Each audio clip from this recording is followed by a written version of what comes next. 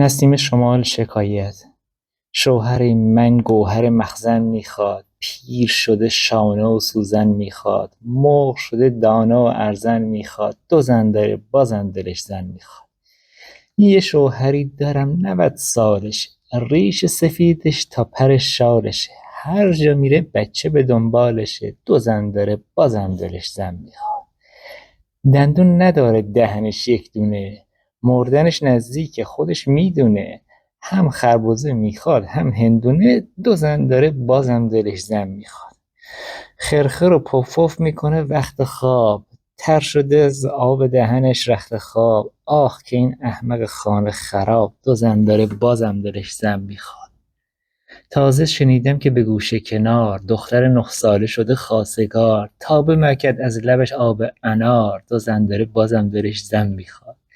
شب که میشه میپره هر سو چو سگ، بر بچه ها میزنه بی خود کتک، ورد زبانش کپک و قلی کپک، دو زن داره بازم دلش زن میخواد. میکشد از غصه پیاپی حشیش، جای حنا بسته به ریشش سریش، آه که این دمدمی سرخ ریش، دو زن داره بازم دلش زن میخواد. در سر پیری هوسش بر سر است، طالب همخوابگی دلبر است، مایه عمرش نفس دختر است، دو زن داره بازم دلش زن میخواد. هیچ نمیدونه که مشروطه چیست، یا که جوانمرد و وطن خواه کیست، مرشد و مشهور به حاجیز کیست، دو زن داره بازم دلش زن میخواد. قامتش از عشق بتان خم شده، عاشق زلف و کج و خم خم شده، عقل و شعورش کمکی کم شده، دو زن داره بازم دلش زن میخواد.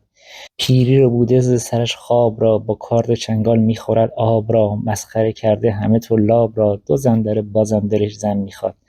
شعر و غزل میخونه شب تا سحر، قرص کمر میخوره با نیشکر، بلکه بگیرد صنمی را ببر، دو زن داره بازم دلش زن میخواد.